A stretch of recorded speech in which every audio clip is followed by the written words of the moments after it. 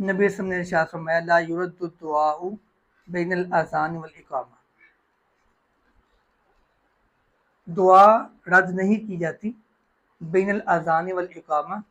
اذان اور اقامت کے درمیان، لیکن اس کے ساتھ ساتھ جو دعا مانگنے کے لیے کچھ چیزیں اللہ کے پیغمبر نے بتائی ہیں وہ وہی ہیں کہ دعا قبول تب ہوتی ہے جب انسان رزق حلال کھاتا ہو، ورنہ ایک روایت میں آتا ہے کہ اللہ کے پیغمبر نے فرمایا کہ اللہ مسافر کی دعا رد نہیں کرتا، لیکن ایک ایسا مسافر ہے جس کا سفر بڑا پاکیزہ ہے، وہ حج کے ارادے سے گھر سے نکلتا ہے، اس وقت جہاز تو نہیں تھے، وہ سفر کرتا ہے گھوڑے پہ، اب گھوڑے کے سفر کی صعوبتیں کتنی ہیں، مشقتیں کتنی ہیں، ساری وہ برداشت کرتا ہے، سردی ہے تو سردی کے اندر تیز گھوڑے پہ جانا،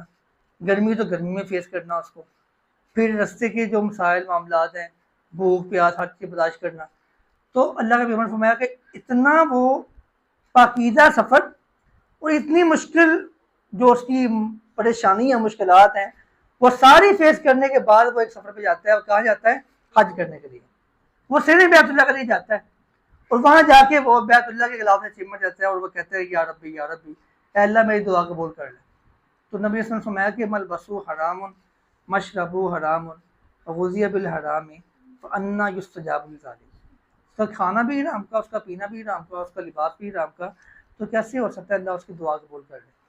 تو دعا کی قبولی کے لیے پہلی شرط یہ ہے کہ انسان کا اس کے حلال کھانا بہت ضروری ہے۔